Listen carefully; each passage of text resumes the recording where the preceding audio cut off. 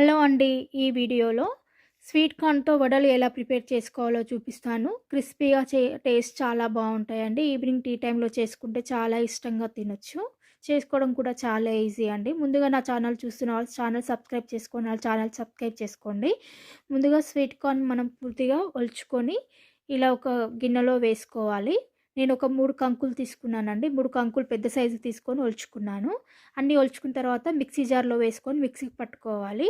Last కొన్ని మాత్రం నేను కచ్చా పచ్చాగా పట్టుకున్నాను. మీరు కావాలంటే కొన్ని అలాగే యాడ్ చేసుకోవచ్చు. ఒక పావు cup, half cup sweet corn add చేసుకోవచ్చు.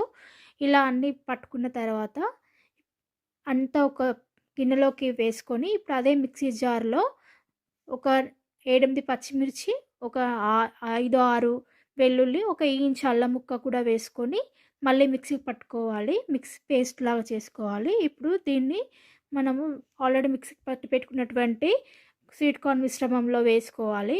అందులోనే ఒక మీడియం సైజ్ సన్నగా తరిగినటువంటి ఆనియను, అలాగే ఒక రెబ్బ కరివేపాకు సన్నగా తరిగినటువంటిది, కొత్తిమీర కూడా సన్నగా తరిగినటువంటిది వేసుకోవాలి.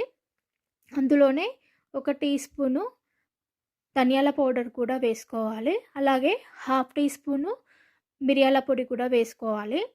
ఇప్పుడు అందులో మనం పిండి కన్సిస్టెన్సీకి తగ్గట్టు మనం వడలు వేయడానికి ఈజీగా ఉండేటట్టుగా, పిండి లూజ్‌గా లేకుండా ఉండేటట్టుగా మనము కార్న్‌ఫ్లోర్, శనగపిండి మనకు అనువుగా ఉండే విధంగా మిక్స్ చేసుకోవాలండి. వడలు వేయడానికి కరెక్ట్‌గా ఉండాలి పిండి టెక్స్చర్ అనేది.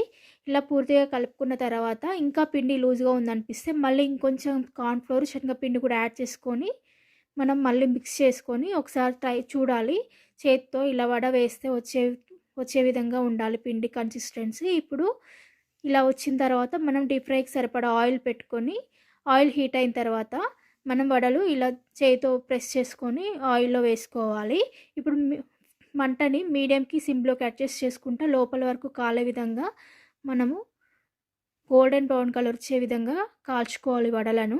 అంతే అండి. ఇలా మంచి కలర్ రాగానే తీసి వేరే ప్లేట్‌లోకి వేసుకొని సర్వ్ చేసుకొని టమాటా చట్నీ తో తినేయడమే అండి. చాలా టేస్టీగా చాలా బావుంటాయి.